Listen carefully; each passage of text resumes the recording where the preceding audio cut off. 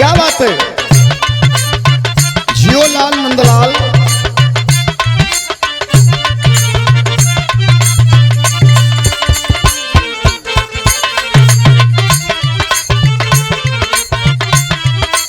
बहुत अच्छे।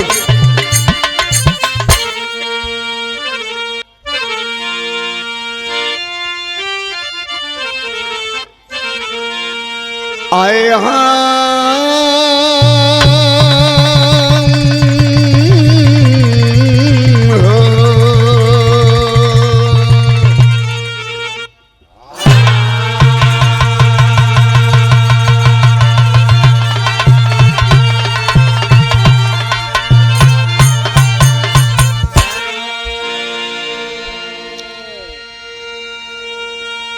अच्छा बाबूजी, हम गायक कलाकार राम जन्म जाबाज टोपी वाला इंड पार्टी आपके बीच में और जनता के बेहद मांग पे एक ऐसन बिरहा लेके प्रस्तुत हो रहा बाटी कि एक बार दिल दिमाग से आप सुनिए तो आंख से आंसू आ जाइए और दिल बड़ा मजबूत है तो बिहर जाइए।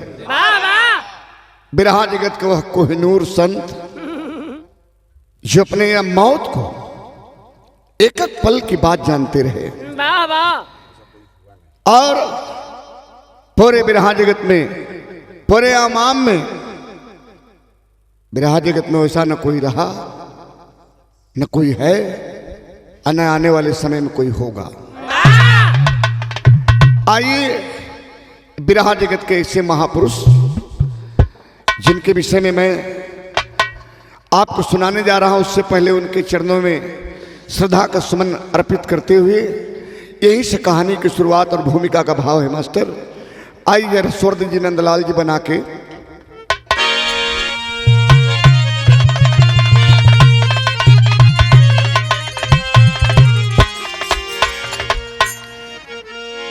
और यह रिकॉर्डिंग पंकज म्यूजिक के सौजन्य से हो रही है।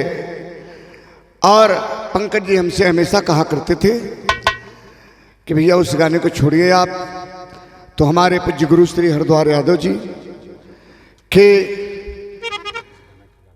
दिशा निर्देश में और उनकी लिखी हुई लेखनी हम आपके बीच में छोड़ रहे हैं। बहुत लोगों की चाह रही इस बिरहा को सुनने के लिए। कहना है भूमिका में नंदलाल जी,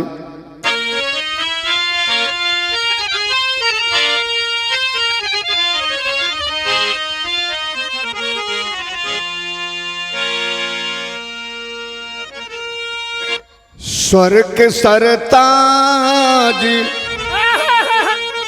सहदेव के वंश में कुल के कुलभूषण कहलाए थे रामदेव। फूलबासी मैया के आंचल किया भाव अमर ज्योति अपनी जलाए थे रामदेव। बिरहा की श्रेणी में बिरस गाने में बिरहा सम्राट पद पाए थे रामदेव। राम जनन चमकोगे तुम चांद सा, यही आशीष को सुनाए थे रामदेव।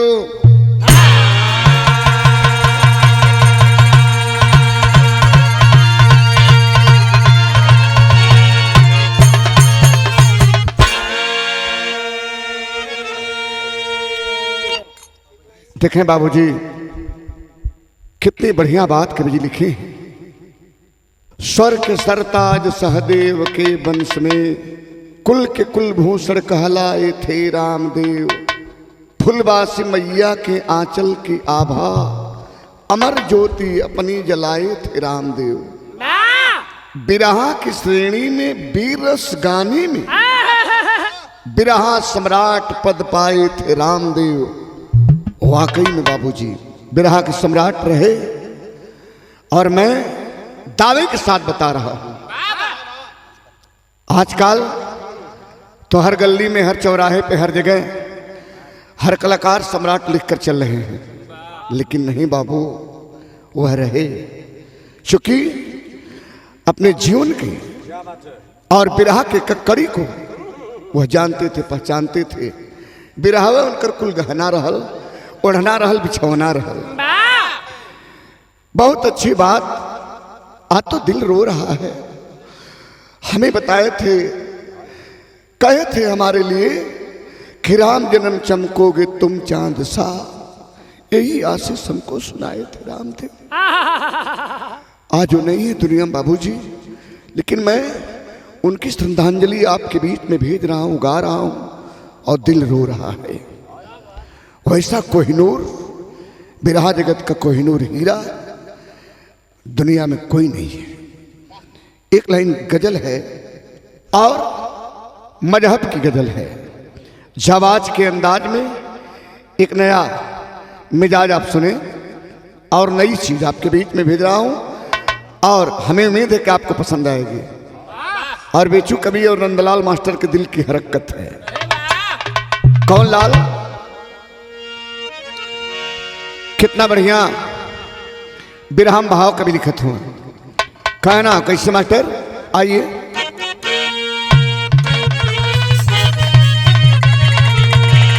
लिखती कलम है दुख को,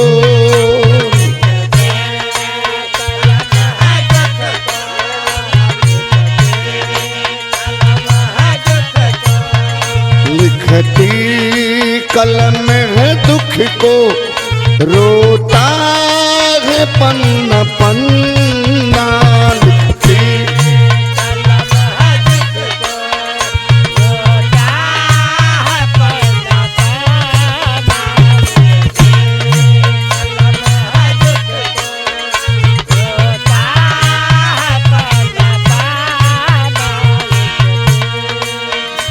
लिखती कलम है दुख को, रोता है पन्ना पन्ना।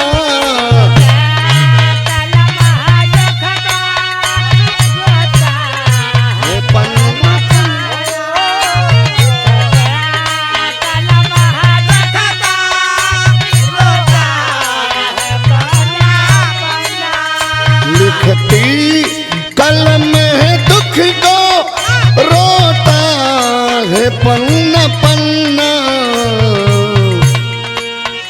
दुख को दफन है करता, दुख को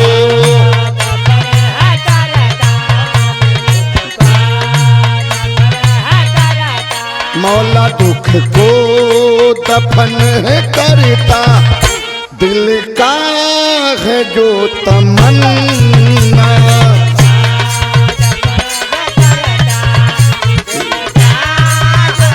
तमन्ना।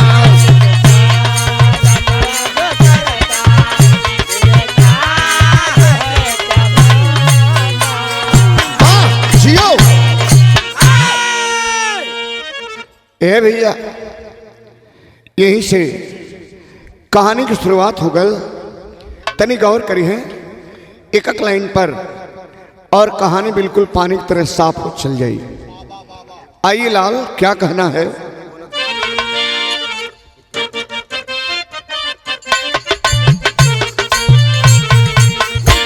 सत्संग और सद्भाव के सदमूर्ति रामदेव, विरह के सारी कमियों की पूर्ति रामदेव।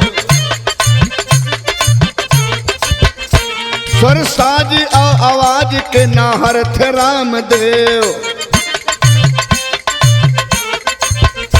सामान जन की सूझ के बाहर थे रामदेव। गाते थे पीर रस्तों बाहें फड़कती थी।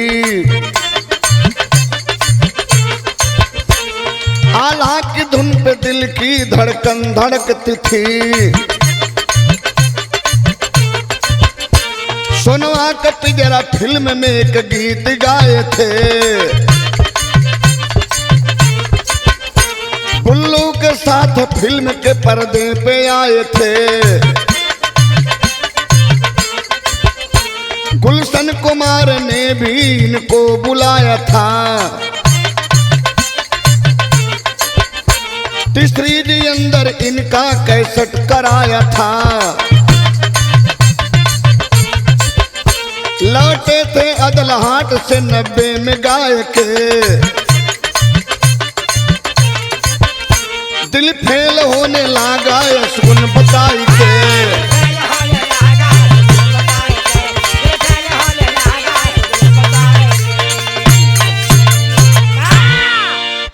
गौर करेंगे बाबूजी लोग, सन 90 की वह बेला जब दिन में प्रोग्राम अदलहाट मिर्जापुर से गा करके वापस होते रहलन और धीरे धीरे नारायणपुर के सीधे जब गाड़ी पहुंचल उस समय जीप रहल। जीप में पूरी पार्टी बैठी थी। लालचंद महेंद्र और साधु जी सभी लोग घबरा गिलन। और जब घबरा गिलन तो रोए लगलन। अटैक हुआ और रोत हो लोग का कहें। यहाँ एक लाइन गीत लगल ओ नहीं का गावल गीत बा, स्पेशल वो नहीं बदे बनौले रहल। कौन गीत बाबू?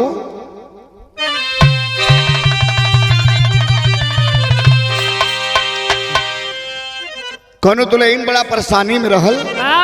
कहे बने सोचत रहल, बतावत है कैलाश या कैसे लगे माँ। अरे लागल लहंगा में आगी,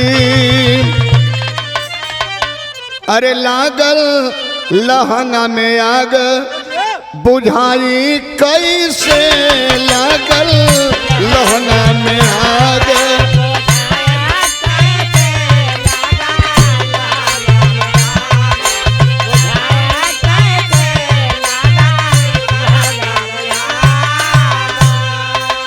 एक लाइन और कहे, सास घर में हइयो ना ससुर घर में हइयो ना, ना नदियो घर में हइयो।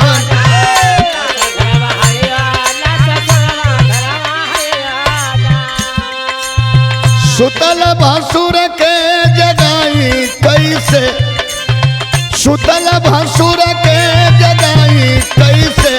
लागल लहन में आग बुझाई कैसे। लागल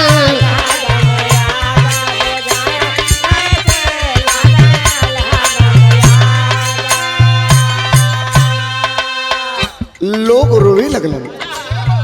पार्टी के जो लोग रहल बाबू रोवे कहें कैसे। अरे रोवे लालचन साधु, अरे रोवे लालचंद साधु सुलाई गोदिया। रोवे लालचंद साधु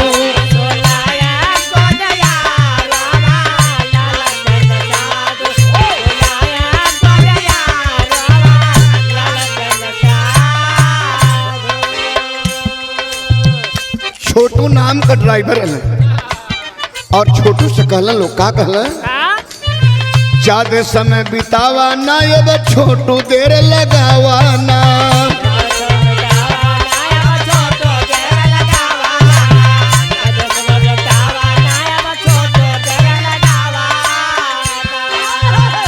यहाँ सब कोई उनके उठाई गोदिया, झंख सब कोई उनके उठाई गोदिया। रोमे लालचंद साधु सुलाई गोदिया। रोमे लालचंद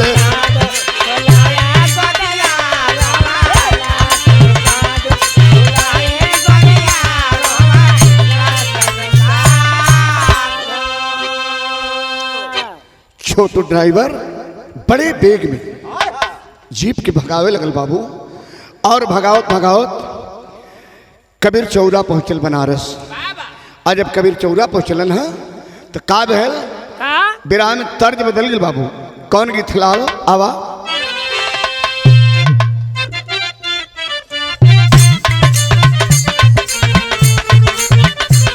बहुत अच्छे।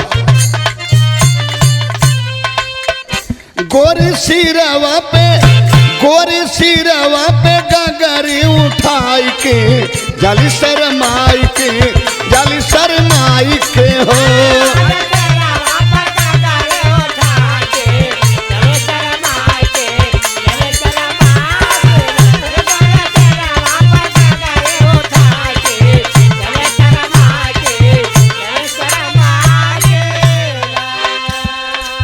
लेकिन लोग का कैलन का भर्ती का बिरचौरा कैलन ले जाय के आसरा लगाई के ना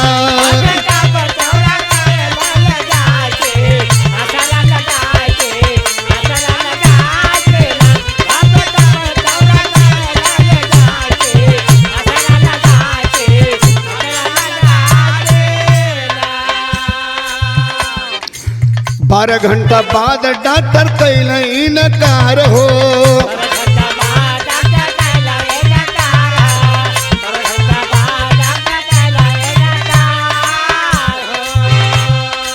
भर्ती बीएचयू भैला झलक सरकार हो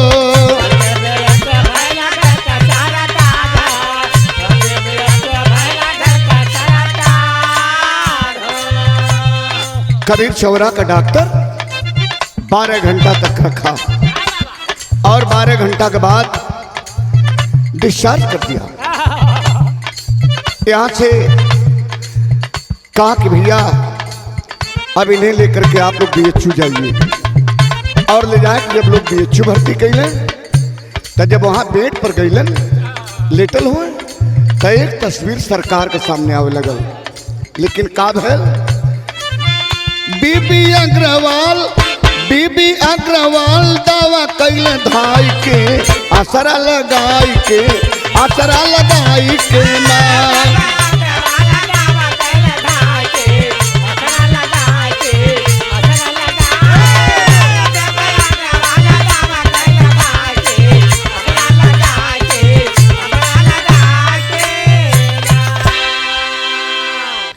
डॉक्टर बीबी अग्रवाल बीएचयू में बहुत बढ़िया से इलाज कैलन और चाचा ठीक हो गलन।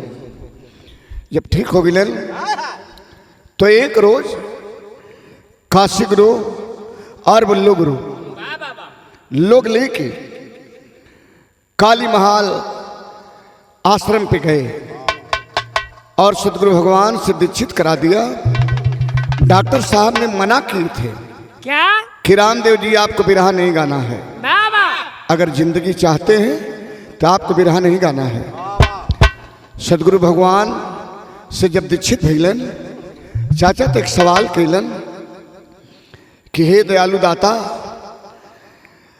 डॉक्टर मना कर दिलन कि अब रामदेव तू बिरहा ना गई बा, तो हे मालिक जब हम बिरहवा न गाई तो जीव कैसे।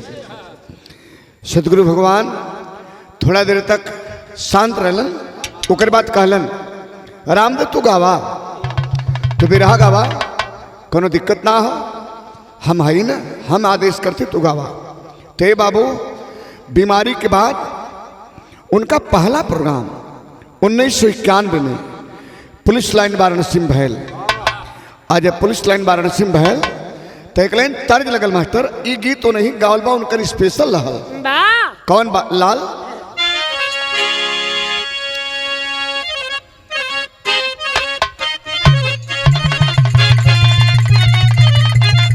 जिया मालिक, अरे गज भर के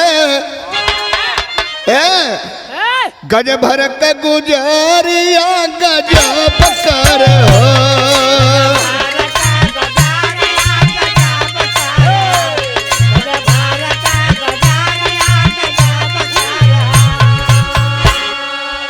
जबनियर बलाई अब ताब कर हुक गुज भूरक गुजरिया गजब कर हो।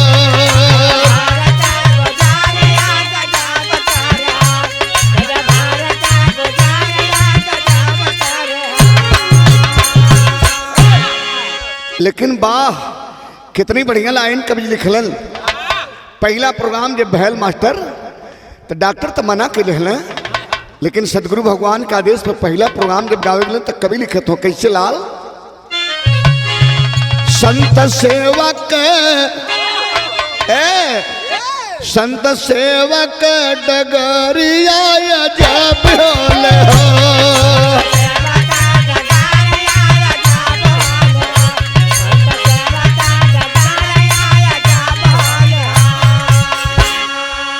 उन पे मालिक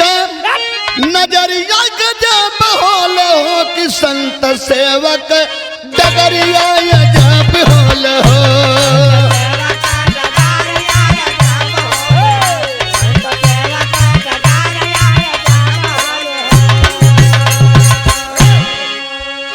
गावे तो गावे कोई के सामने टिके ना देने जमाने में, लेकिन याद रहे दूसरा अटैक भइले 92 में भाई आ स्वामी के कृपा से वो विपदा पर आई।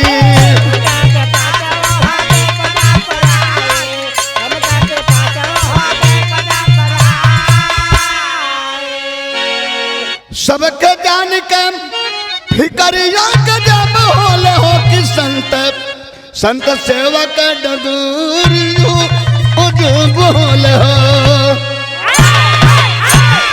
जिया मालिक ए भैया दूसरा अटैक एक बार फिर 92 में, लेकिन मालिक की कृपा दयालु दाता सदगुरु भगवान की इसन कृपा भइल कि ओहो विपदा पर आए गए। लेकिन ए भैया बिरहा में कहीं तर्ज ही लगल मास्टर कमाल इतनी बढ़िया गीत हो जमाने का इकुल कबो पुराना बैल थान के गीत है। थान और रेडीमेड में अंतर होला कैलाश भाई। वाह वाह कांतरा भैया। अब एक बात तो के कन्हैया बताई है कि अंतर का होला। कोनो ननद अपने भौजाई से कहत रहल का कलेल बाबू आवा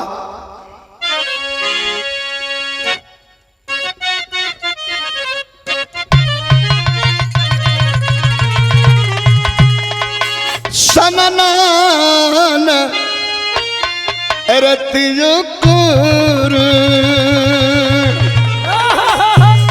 अरे सननान रतिया कर बहला पवना हो।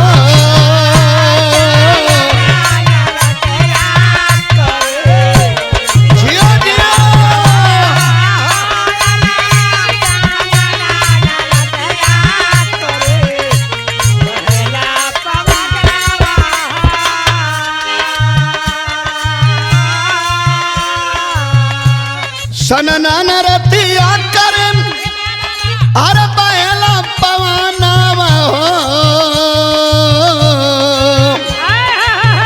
कही दा भौजी भैया जी से कही दा भौजी भैया जी से दे देते गवाना हो।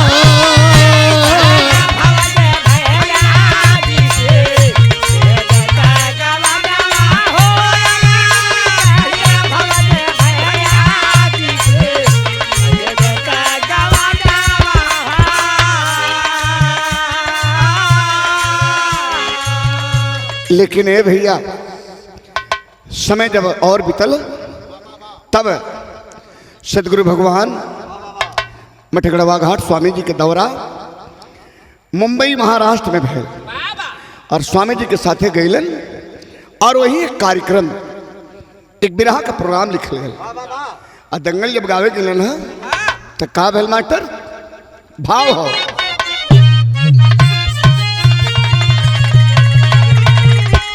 अरे तीसरा अटैक भइल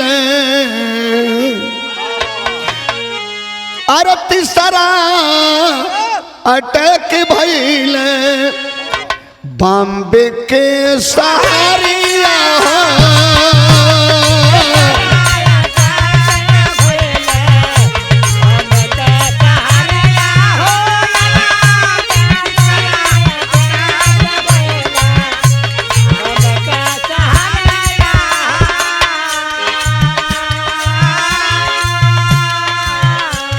तीसराया तक भइल वही बॉम्बे की सहारिया हो। उदराज साथे गवल उदराज साथे गवल रात भर सयारिया हो।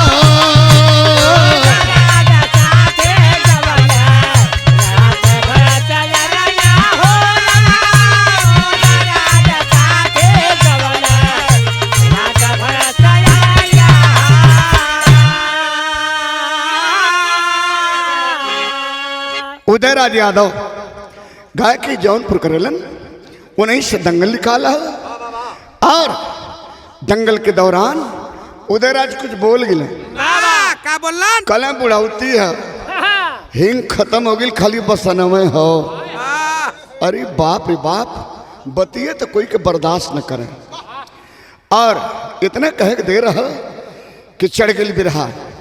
आज जब चढ़ल बिरहा तो दबाई कितना भी जोड़ गौलन कि गावत के समय तीसरा अटैक हुआ बाबूजी। आज जब तीसरा अटैक भेल तो का भेल तनी गौर करी है। घाट को पर भरती भइलन आरु कल्ला बीमारी हो। अरे 22 दिन बाद अइले 22 दिन बाद अइले काशी की नगरिया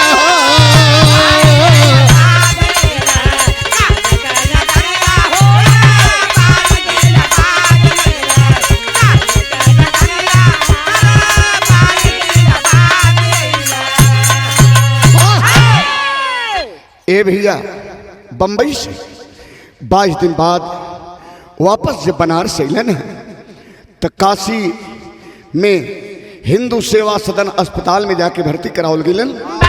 डॉक्टर अरुण कुमार बाजोरिया दवा करना लगे और दवा जब करे शुरू कैलन है खबर पाकर एक दिन स्वामी जी भी देखने गए और स्वामी जी के जब देखलन रामदेव गुरु तो कहे लगलन का कहले बाबू तर्ज बदल गए लाल।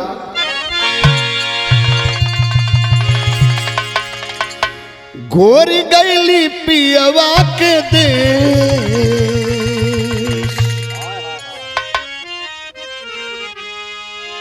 गोरी गैली पियवा के देश रोए मन मीतवा। हिंदू सेवा सदन अस्पताल में बेड पर भर्ती रहलन। अचानक दयालु दाता सदगुरु भगवान जब पहुंचल हुए तो जब देखलन रामदेव चचा तो उनके आंख में आंसू आ गई। आंख में आंसू लेके स्वामी जी से का कहला बाबू दाता हाँ भाव हाँ यह कहलन स्वामी जी हो काटदा कलेश स्वामी जी हो काटदा कलेश ईत तड़पेला सुगानवा।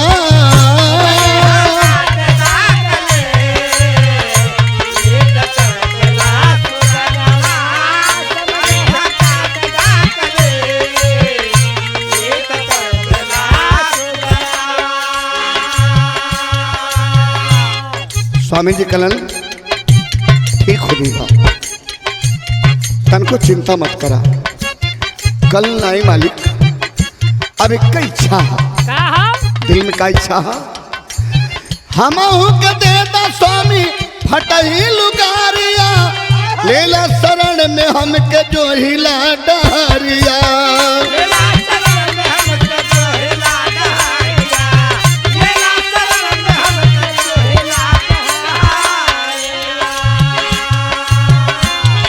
स्वामी लौट दे के संदेश मालिक लौट दे के संदेश ईत तड़पेला सुगानवा।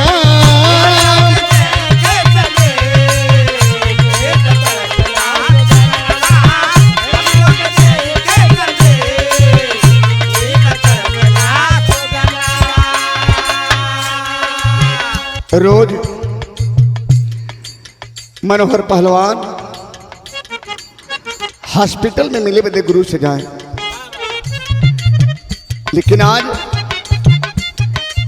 शाम के बेला में जब हॉस्पिटल पहुंचने मिले बदे मनोहर गुरु जी तो का देख ले कि रामदेव चाचा वही बेड पर लेटल लेटल एक बिरहा का तेरी लिखा था और स्वयं रच के तेरी रच के गावत भी रहलन। लेकिन कहला का कहला मास्टर का लिखल अपने लाइन हाथ से अपने मिजाज से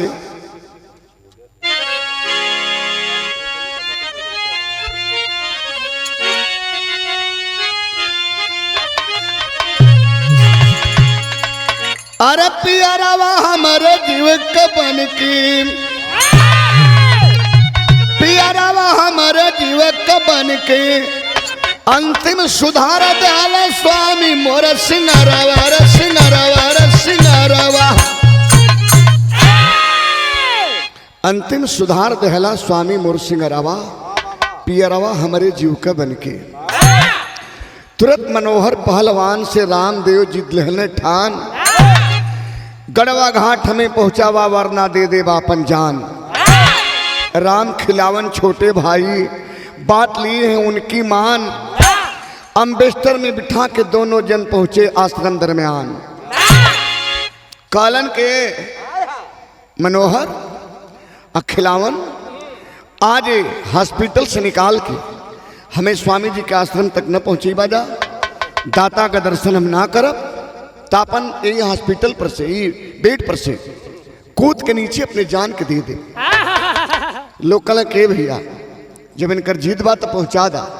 अम्बेस्टर में बिठा के लोग लेके जब आश्रम मठगढ़वा घाट पहुंचलन तो गौर करें का भैल बिरहा में कलेन तर्ज लगल ई उनकर गीत बा।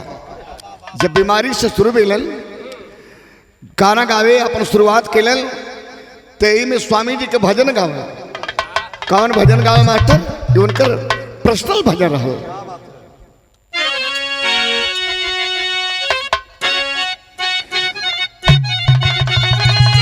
बाबा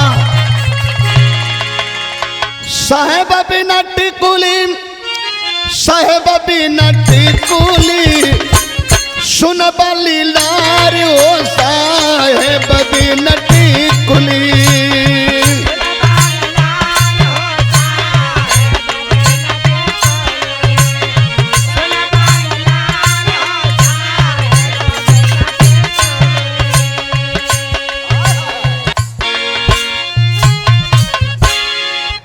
टिकुली बिरल कोई पावे रामा, टिकुली मिले साहेब दरबार ओ साहेब बिना टिकुली सुन बली लार ओ साहेब बिना टिकुली।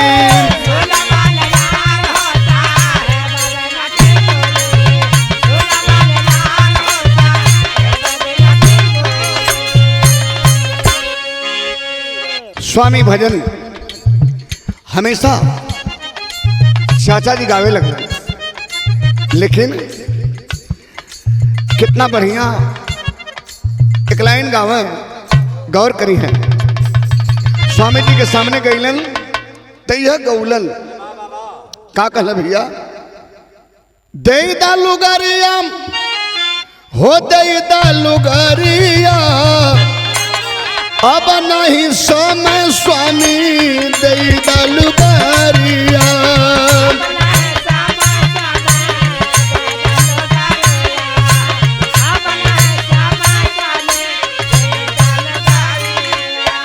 करदा किनारे स्वामी, करदा किनारे स्वामी हमारी नवरिया अब नहीं समय स्वामी दे दा लुगारिया।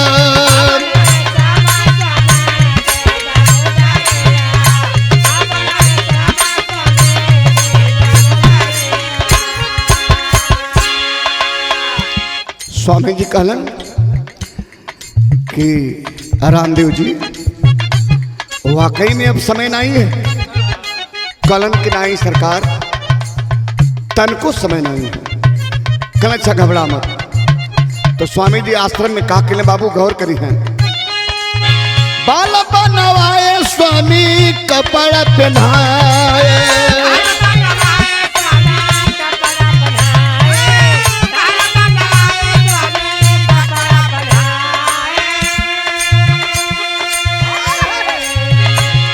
बाल बनवा के और संत भेष संत का कपड़ा पहना के उन्हें संत बनौलन। और जब संत बनौलन है शरीर पर स्वामी जी का कपड़ा जब पड़ल तो पूछला स्वामी जी कि अब कितना टाइम है?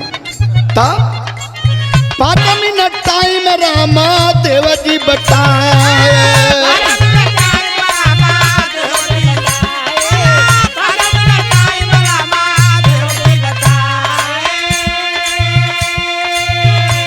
कुर्सी संग उठा के साधु ले अइले कोठरिया, अब नहीं समय स्वामी दे दलुगरिया।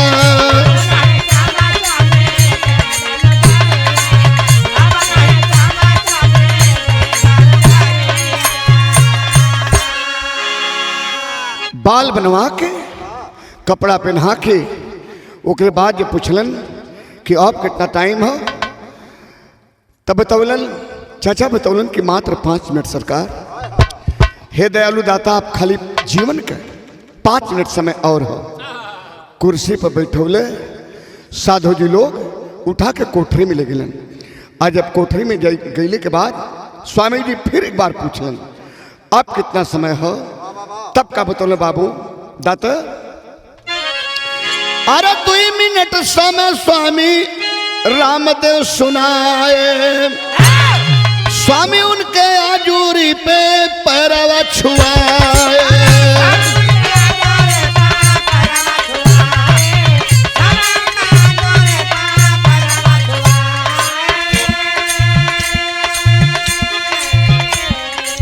ए भैया टूट गई माया वाली तुरंत रसरिया, अब नहीं समय स्वामी दे दलुगरिया। ए भैया जब 2 मिनट का समय बतौलन, तब दयालु दाता सदगुरु भगवान अपने दाहिना पैर को उठा के उनके अंजलि पर रखलन। और जब ही सरकार का पैर पड़ल, तुरंत माया वाली रसरी टूट गई और काया शरीर के छोड़ के प्राण शरीर के छोड़ के प्राण पखेरु उड़ गए। आज जब प्राण पखेरु उड़ल हो, लोगन के पता चलल हो, तो का भैल मास्टर तनि से गौर करी है। लोग रोवे लगलन, जे जहां सुनलस वही हताहत हो गए लोग और रोवे। त लिखल गल कैसे बाबू, रोई रोई लाल चलन पीटे लगल छतिया हो, रोवन खिलावन बरस झर झर नयना। सुसुकी सुसुकी रोवे मनोहर पहलवाना हो, कैसे धीरा जावा बधाई पाराना।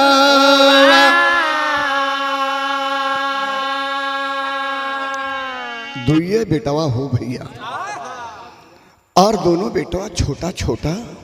जब पता चलल कि बाबूजी दुनिया में ना हुआ, तब शारदाय पपूरो में छोड़ी बीच धारे गईला, माई बौराही आके भैला सपना।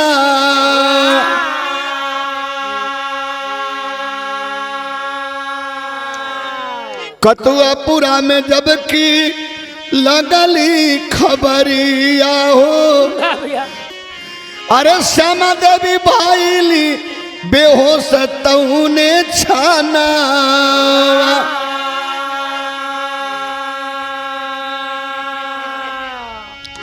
खबर कतुआपुरा निवास मतलब घर पे लगी है।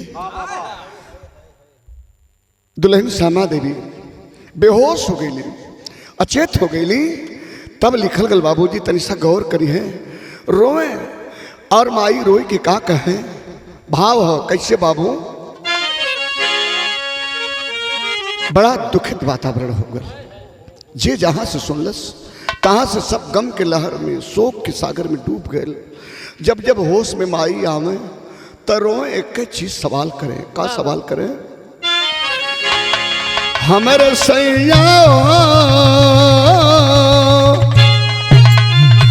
हमरे सैया हो,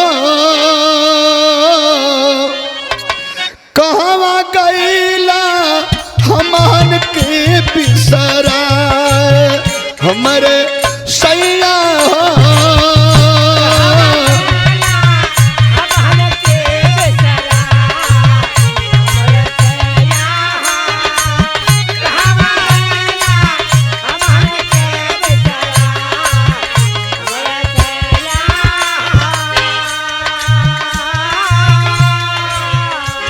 याद आवे तो सोचे आ रोए रोए की है कहे के हमके हंस के गोहरई है के धर कई है प्यार मनिया मरो सुनी कैला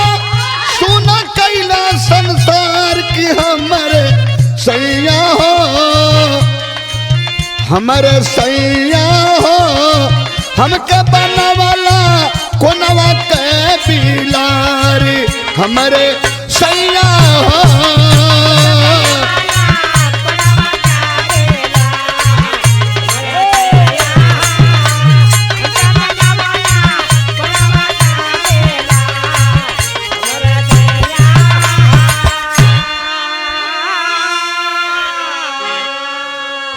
ये भैया इतमाई का हालत रहा लेकिन चाचा का एक स्वामी भक्त कुतिया भी रहा और ओकर नाम बड़े प्यार से टोनी रख लेलन। टोनी के पास भी ओकर छोटा छोटा दूठे बच्चा रहलन लेकिन जब टोनी ना पावे ना देखे ओके मालूम हो गल कि दुनिया में ना हुआ हमार स्वामी तरवे लगल। डेली फोटो देखे अब फोटो देख देख के रोए न खाना खाए न पानी पिए न बच्चन का ख्याल कोई से मतलब ना रहा। तो कभी लिखत हुआ कैसे बाबू आवा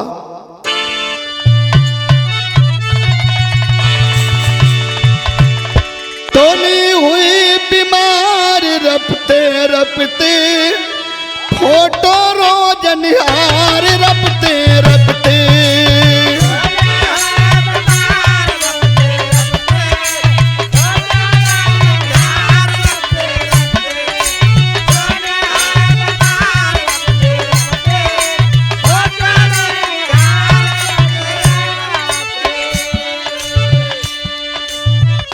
भोजन न खाए पानी न पिए दोनों बच्चन का चिंता भी न करे।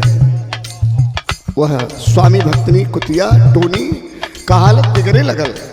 तो एक दिन दाना पानी के प्राण गवाई है दो बच्चों को अभी छोड़ पर आई है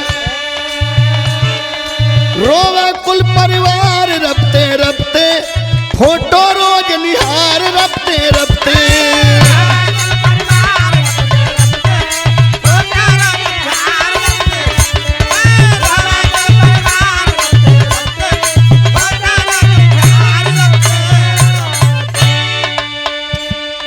जे जहां सुनलस तहां से हताहत हो गल।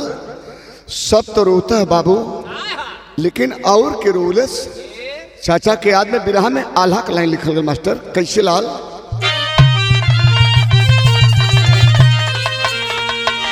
रही रही के काशी रोवे बरसल नजरिया भैया जैसे सवनवा के झारी लग जाई वही दिनवा टूटी गईली दहनी मोरी बहिया बाबू जौन दिनवा पुल्लू गईल हमके बिसराई पानी भूजा कर रहल एक गो भरोसवा भैया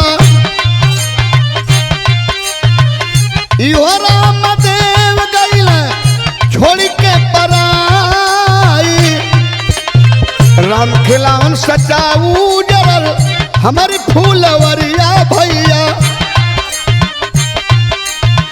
रोवा विश्वनाथ जी सा हारा टूटल बाई रोवा उदराज हमके लागल बा कलंकवा बाबू दुर्जन का दुनिया उजाड़ भइल बाई।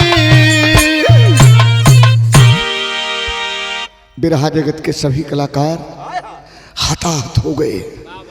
जो जहां सुना वहीं से रोने लगा बाबूजी। लेकिन गौर करी है आज बिरहा जगत में देखे भीष्म पितामह को उपाधि देवल गई रोए और काशी के लोगन की, बिरहा जगत के चाहे वाले लोगन की एक संदेश दे। का संदेश दे बाबू?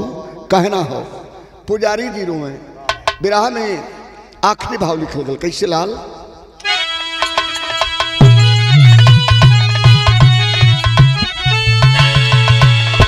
रवेलन पुजारी झर झर बहे असिया, अब के वीर रस सुनाई हो काशी के बसिया।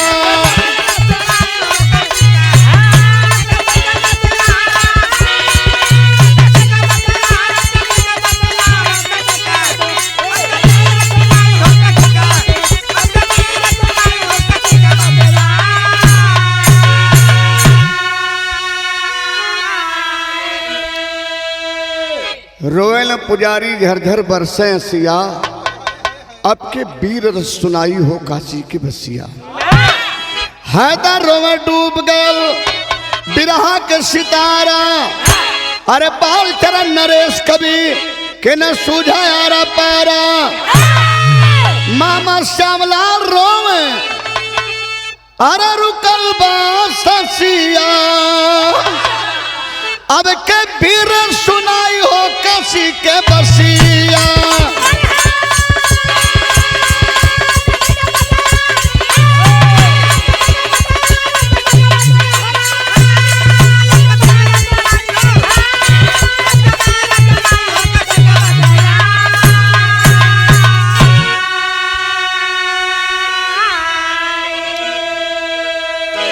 विजयलाल प्यारे कवि के आइल बारुलाई, हीरा एवरो पारस से नयसिया थमाई।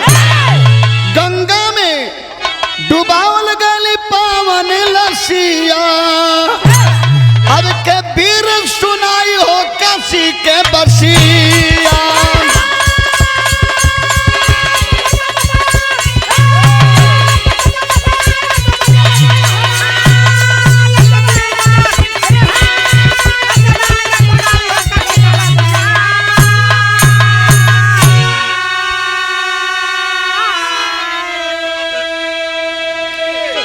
मित्रों, ये रहा बिरहा को उस कोहिनूर हीरा की एक श्रद्धांजलि। इस बिरहा को लिखने वाले हमारे पूज्य गुरु श्री हरिद्वार यादव बेहवल जी को कलेजी में इतना बड़ा ठेस पहुंचा उनके न रहने का। लिख रहे थे और आंखों से आंसू झरझर बह रही थी। सबसे बड़ी क्षति अगर हुई बिरहा जगत में उनके न रहने का तो हमारी हुई, चूंकि हमें बंबई से बंगाल तक अपने साथ बिरहा गवाने का काम किए और नौगढ़ से नेपाल तक हमको पहुंचाने का काम किए थे। जहां तन को तबीयत अंडस रहे फोन कर दें लोगों के, बता दें प्रोग्राम वालन के। एक लड़का अपन भेजे थे, आप लोग गवा लिया, प्यार दुलार दे दिया। रामदेव तो ना जा पाई है लेकिन राम जन्म जी हैं। ये धर्म का बेटा हुआ हमार ते भैया, दुनिया में हमें धर्म का बेटा मानना तो हमारा धर्म का बाप रहना आज दुनिया में नहीं है। इसलिए उनके चरणों में इस श्रद्धांजलि गीत के माध्यम से हम श्रद्धा सुमन अर्पित करते हुए आप सबको बहुत बहुत सा नमन करते हैं। आखिरी में कहना है, क्या कहना बाबू?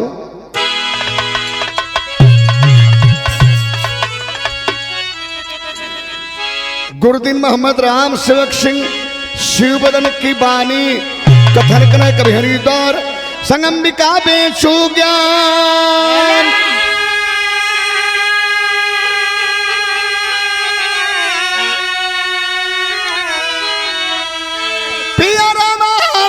जीवक बन के छोड़ला राम जन्म के चाचा बीच धरवा, पियरवा हमारे जीव